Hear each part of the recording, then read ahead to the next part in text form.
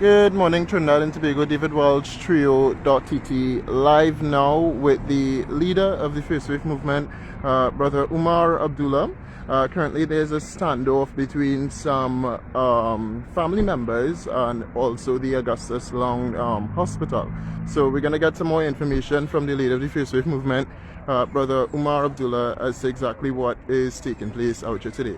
Brother Abdullah, tell us what is going on right now here outside of the Augustus Lounge. Greetings to all the viewers of Trinidad and Tobago presently. We're asking you all to please share this live. This is a very important issue that is taking place here presently.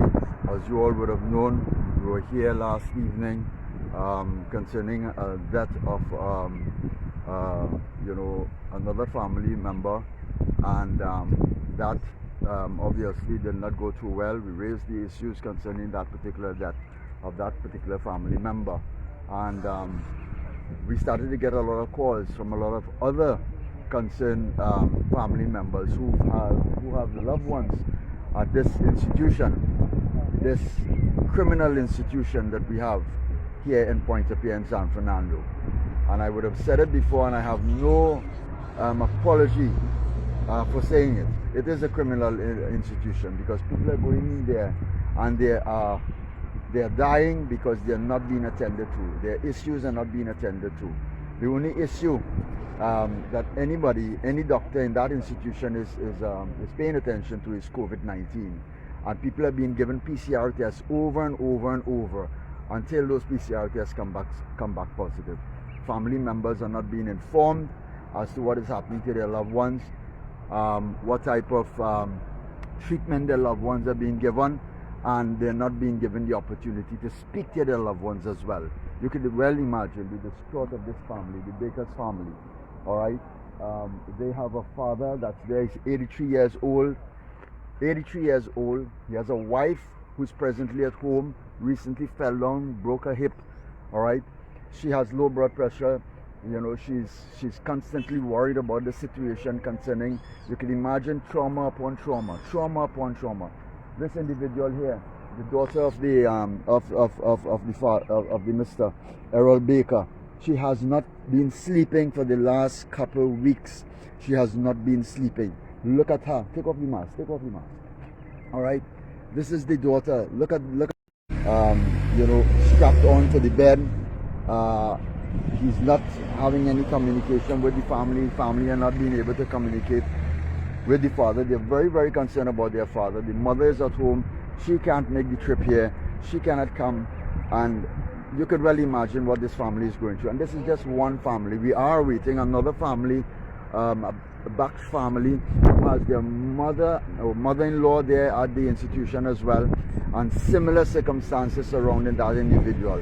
There are other persons who would have called. They can't make it here today, but they are having similar problems where no communication is being made or given to the family members, and that is cause for raising a red flag. We need to find out, right, what is happening with the family members who are housed here at this facility. Recently, or just earlier on, a doctor came down from the facility and cursed the security guard. I'm talking about obscene language, and told the security guard to get these people out from here. That's what the security has to go through on a regular basis. They're under extreme pressure because these security guards has a heart. They understand what family is all about. They understand what love is all about. They understand what appreciation is all about, especially around this time of the year, where everybody seems to, be in a festive mode, celebrating with loved ones, communicating with loved ones, spending quality time with their loved ones. And they want to know that they are in company with their loved ones, and their loved ones are comfortable, their loved ones are secure, they're in good health, and all these things. And look what is happening to this family. Christmas met this family, right? Christmas met this family with their father in this institution, not having any idea what is going on with that man, not having any information what is taking place with their father. Old Year's came, New Year's came and went. They're still here. They're still trying to find answers. Why is this institution hiding that information from this family and refusing to give this family the information that is required? Why? So we are here again. We have met with the security officers again. We give them the information again. The last day we were here, we gave them the name of this gentleman, Errol Baker, and told them that the family has not been getting any communication from the hospital. A doctor would have called the next of kin, that is this individual here, another daughter, and she would have been given no information whatsoever. Right? The doctor told her that they cannot share any information with them. So then what's the big secret? What's the big secret? Right? We are calling on the Ministry of Health, the Minister of Health, to step into this matter and to let us know exactly what is taking place here. Is this another case where this man is going to end up dying and the family would know nothing about it, and all they will receive is a phone call indicating that the man has passed, like the other individual that we came and represented the other day, Mr. Baksh, who is on his way here? Would they be told that their mother-in-law would have passed? Is that the phone call that they're going to get? Not a phone call that's going to inform them how their family is keeping, how their family is doing, what sort of treatment are they getting, if they're in good spirits, if they're not in good spirits. Nothing of the sort. All families are receiving is a phone call indicating to them that their loved one would have passed away. Their loved one would have died. And guess what? They died of COVID-19. They died of COVID-19. Every single individual came into this institution for other ailments. All right? Like previously, the sister of the person who would have died, she came in presenting with kidney problems and so on. She needed dialysis. 4 months went by, no dialysis. None at all. They insisted that this woman had COVID-19, continuously giving her PCR test after PCR test. Every test came back negative. It just so happened that when she was about to die, the test came back positive. So they were able to stamp on the certificate, died from COVID-19. Doesn't that sound familiar to you all? Doesn't that sound familiar? Everybody dies of COVID-19 in Trinidad. Every single person. Right? And this is what they're doing. They're building the numbers. And we can't afford to allow this to continue to happen. We cannot allow this to continue to happen. Alright? So what we are saying here, and we are asking, is that the authorities come and address the situation immediately. If they can't do it, we are calling for a total shutdown of this institution. We are calling for people who have loved ones in this institution to come and take their loved ones out of here. Take them home and care for them. They are going to be getting better care. They are going to be getting better care at home. Then this place is not the place for them. This is a death institution. That is what is happening, and this is not the only institution. We have the Cuba Hospital, the same thing is happening. The Mount of Hospital, the same thing is happening. All these institutions throughout Trinidad and Tobago, the very same thing is happening. People are being treated like refugees. I am telling you, they are treated like... Correct me if I'm wrong. If anybody has the information, come and tell me that I'm wrong. People are being served breakfast at 11 o'clock. People are being served lunch 3 o'clock in the evening. Dinner 7 o'clock, 8 o'clock in the night. And the food that they're being given is not food that is fit for human consumption. It's very little to talk about. It's very, very little bit of food that they're being given. Right? They don't have water. They don't have, nothing of the sort. People are suffering at these institutions at the hands of the Minister of COVID-19. The Minister of COVID-19. Right? The Alsing, that criminal, right? That criminal. I want you all to understand what is happening in this country. What is happening in this country? It is ridiculous, to say the least, that people would have to suffer like this. Look at this family. They're all out here today because they're concerned about their father. They are concerned about their father. What is happening with him? An 83-year-old man suffering from dementia. You can well imagine what that man is going through. He has not seen his family for how many weeks now? Since on the 20th of December. Since on the 20th of December. All in vitals are good. right? All And according to what they have here, they have gotten some information. His vitals are good. His BP 132, oxygen is 95%. right? Saturation is 95%. What are they doing with this man in this institution? You tell me. You tell me. I want you to tell the people of Trinidad and Tobago what it is you have been going through. Look at this girl's face. She has not been getting sleep. We're not sleeping, we're not eating properly, we're not getting no information, we're suffering. We just need to get our father out of here and back home. And that is the call, that is the cry. People need to come here and take their loved ones out of this institution because they are going to die. They're not giving you no information, they're just telling you, come back 4:30, every day go, come back 4:30, right? And nothing, you can't carry no clothes, nothing. We were informed by the security personnel that when the doctor is going to the hot zone or the hot, what they call it, the hot, the hot area, right? They have a name for it. And when they go in there, they visit the patients, they should immediately call the family members and inform the family members what is the status of their loved ones. That is not being done. You just heard what this lady there said? They couldn't even cook for Christmas. Nothing. How could you do that when you have father suffering like that in an hospital and you cannot get close to him? You cannot. Is this a concentration camp? I'm asking.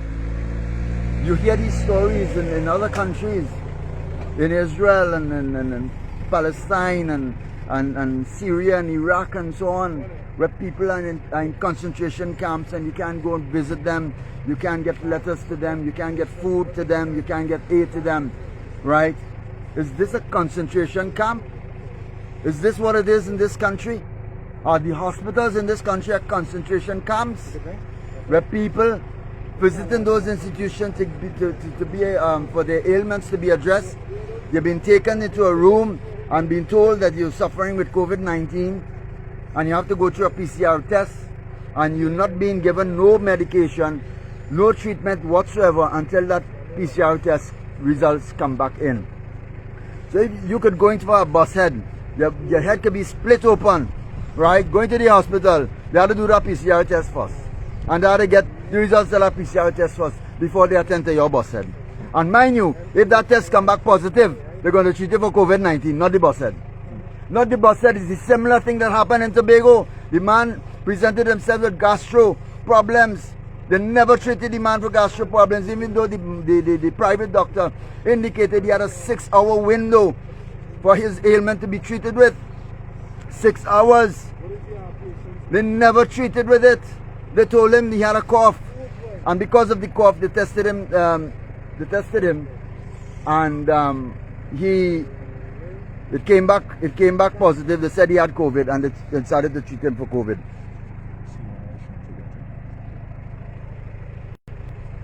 So the point about it is that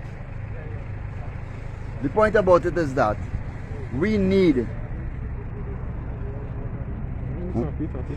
The point about it is that we need to get to the bottom of these issues, right? We need families who have loved ones in this institution, Augustus Long, this criminal institution, all right? This death camp, we want those families to come forward. Contact us, 365-6253. And we are going to come here with you and we're going to raise the issue. We're going to tell the entire Trinidad and Tobago what this government, what this criminal government is doing to the people of Trinidad and Tobago. And we cannot no longer allow these things to continue happening at all. It is ridiculous to say the least. Imagine a doctor, a professional, came down, right? And he decided to take up the position of a security officer and cuss away the security guard and told him that these people are not supposed to be in front of him. Get them out of here. We are not in private property. Stop now, get in a car. Pay in a car. Put in a car. No, she out. Hold this.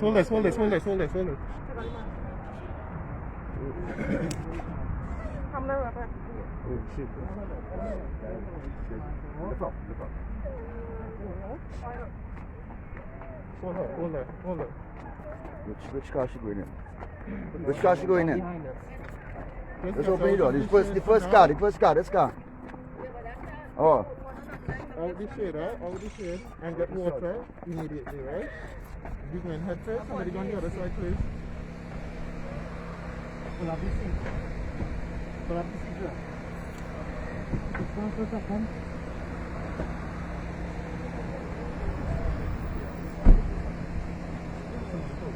Back on the shade.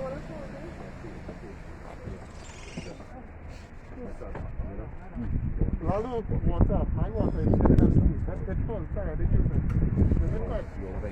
Who's the driver? Let's go. Water? Bring some water first. No, she have a can water that there. I just Who's bought. the driver? Hassan will.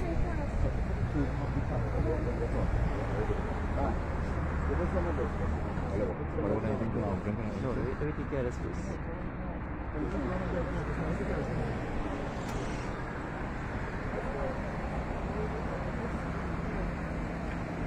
You got the water? Yes. You have some over there. Where the water? Where the water? Somebody got that soap. Where is it there?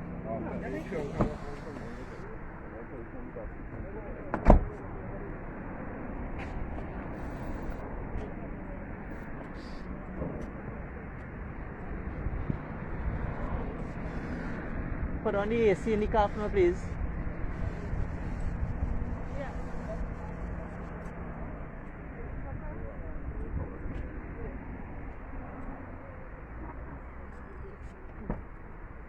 Yeah, put on the windows in the car. Yeah, now put on the car. Put on the let's get some first.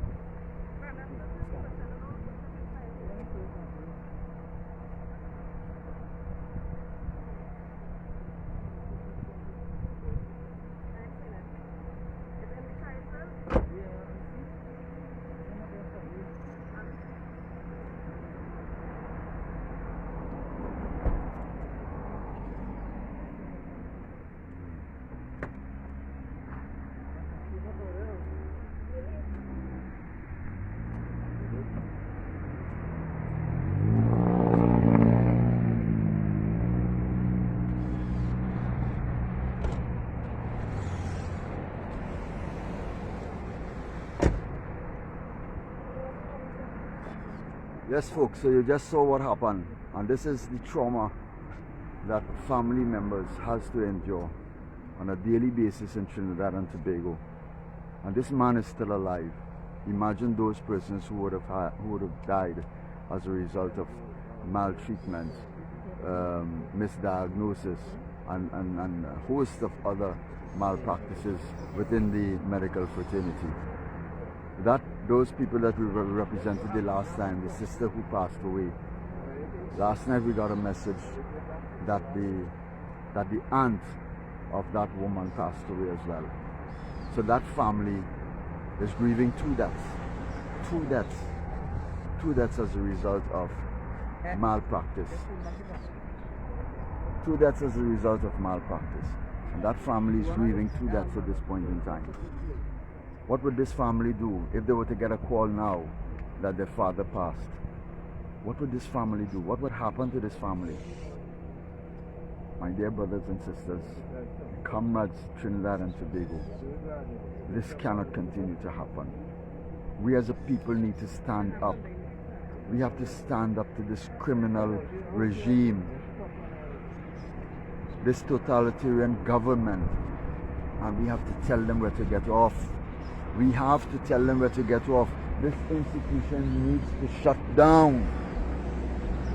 People need to come and take their loved ones out of this institution and take them home and take care of their loved ones, because they do not care for the sick.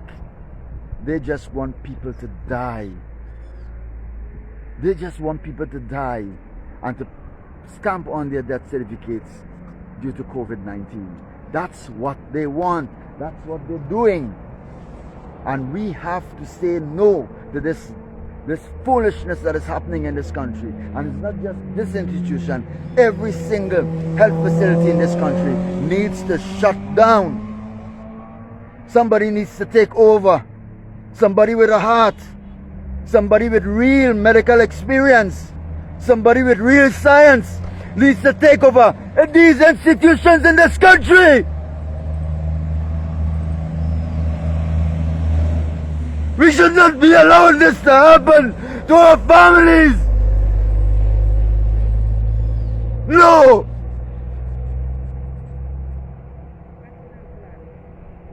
Mr. Diyal Singh, Mr. Diyal Singh, I'm calling out to you. Correct this. Because your turn is going to come next. Your turn is going to come next. And you see all that money that you're getting to commit crimes in this country, you would not be able to spend it. You will not be able to enjoy it. You criminal. Yes, you is a criminal, a murderer. A murderer, you're guilty of high treason in this country, and you need to be locked up together with the Prime Minister and the Chief Medical Officer. You need to be locked up. You have committed treason. You have committed treason. Somebody bring my phone. Bring my phone for me. I'm going to read for you all 2 sections of the Treason Act here in this country.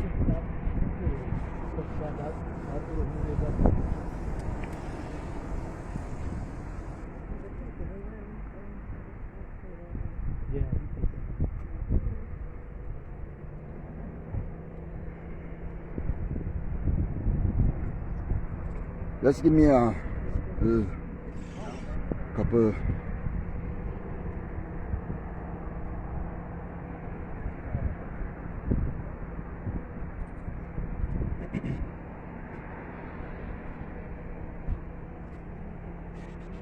Check to see how she's feeling. I cannot accept something slowly. The memories are so well.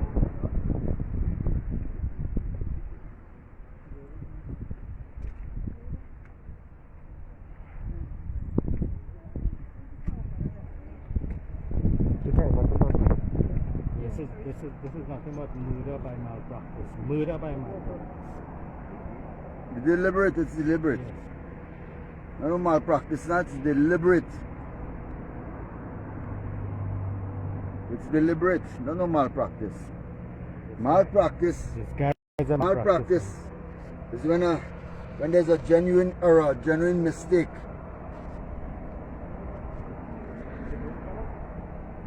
All right. So according, let me just step back in the shade here a little bit.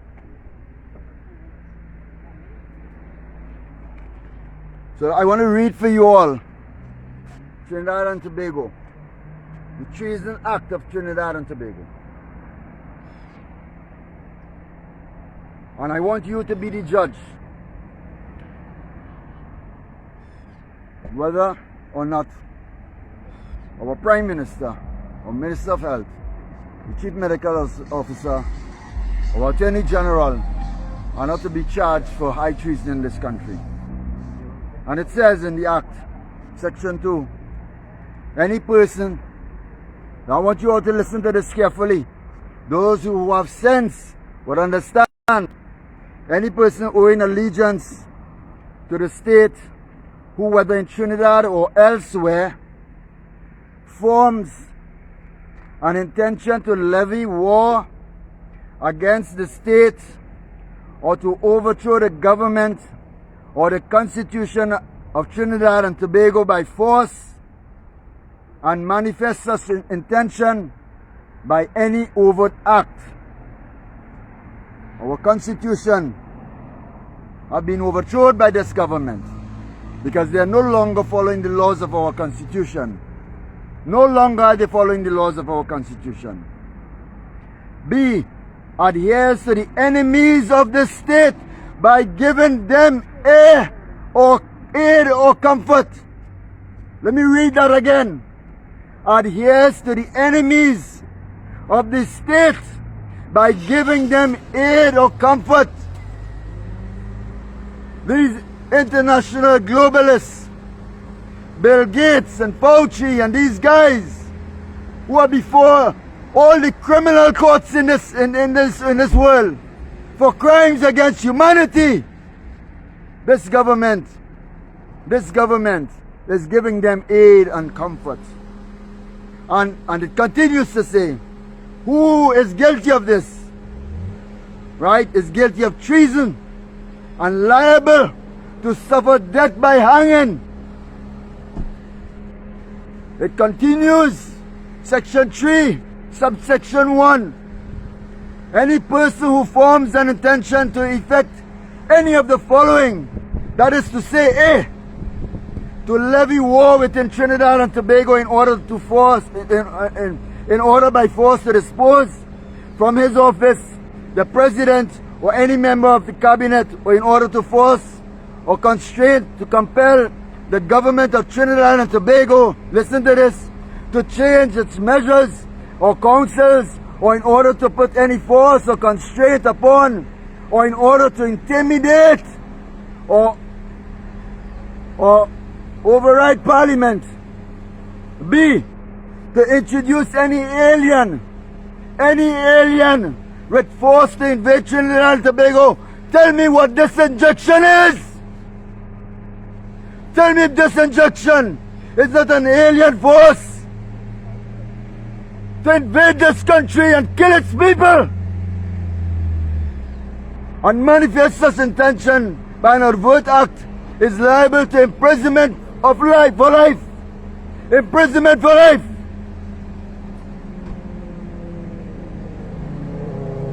The Army, Trinidad and Tobago Defense Force, you have a duty to act. You have a duty to arrest the Prime Minister, the Minister of Health, the Attorney General, the Chief Medical Officer, and all their cohorts for crimes against humanity in this country, where people are dying on a daily basis in this country because they're not being attended to. They're not being cared for. And these injections are killing people. How many of you know already persons who would have taken the booster shot have died? Have died. How many persons you know would have taken those injections and would have had an injury? How many of you know that? You people in the army, responsible for protecting our borders, for protecting the people of this country. How many of you know that? But yet you allow the Prime Minister and his cohorts to continue with his crime, to continue with a crime against humanity. Our hospital beds, our nurses, our doctors are telling us the government is lying. The majority of those beds have been occupied by people who have taken the injections. The majority of the beds in the ICU are occupied by fully vaccinated persons. And mind you, fully vaccinated, in inverted commas, is up in the air right now. Because no one in this country could say what fully vaccination means. No one. Are you fully vaccinated when you take the 2 jabs? Are you fully vaccinated when you take the 2 jabs and you have not taken the booster, which is the 3rd jab? Or now they're calling it the primary because they have a 4th jab coming. When will you be fully vaccinated? You dumb people in this country. When will you be fully vaccinated? Every Monday morning they come with a booster and the next injection. Thank Almighty God. Umar Abdullah is standing here before you with pure blood. My blood is not tainted. I am not under control by a foreign person or by a foreign entity. No one is controlling me. I have full autonomy on my body anatomy. I repeat it. I have full autonomy on my body anatomy. No one else has that control. No one else can tell me I have to do this, that, or the other. The only master that I have is Almighty God, the Lord of Moses, the Lord of Abraham, and the Lord of Muhammad. That's the only master that I have, and the only master I shall obey until I die. No one has a right to come to you and tell you to put a poison in you so that they can control your life, control your money, control your income, control your career, your work, your family, the future of your children. No one should be able to come and do that. Shame on you!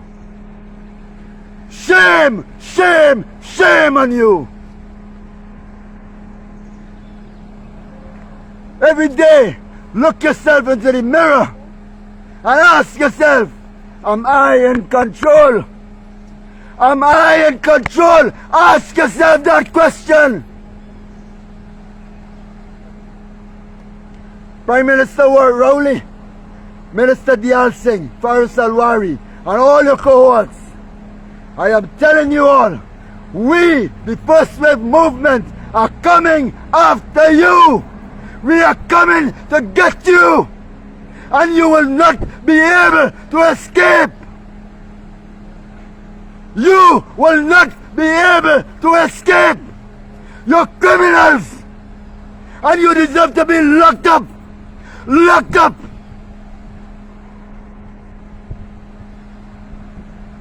This is not happening in Trinidad and Tobago.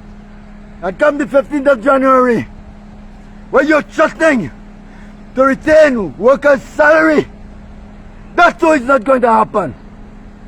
That too is not going to happen. So coming back to the patients in this criminal death camp, all you families out there who have patients, members of your family house here in this institution, come now. Don't waste time. Come now and take them out of this institution. Gather in front of this gate.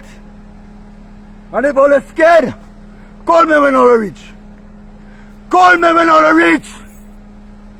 I will come. What this government is doing to the people of this country is criminal by every measure. And you all need to wake up. You all need to stand up. And you all need to take it back. Take back control. Take it back. Take back control. Thank you. So once again, Trinidad and Tobago, David Walsh, Trio.Tt. Major disclaimer coming out now. The views expressed by the First Wave Movement are not the views of Trio.Tt. Just to put that disclaimer out. Right now, leader of the First Wave Movement, Umar Abdullah, is out with a family, a group of families, well, a family member, not just family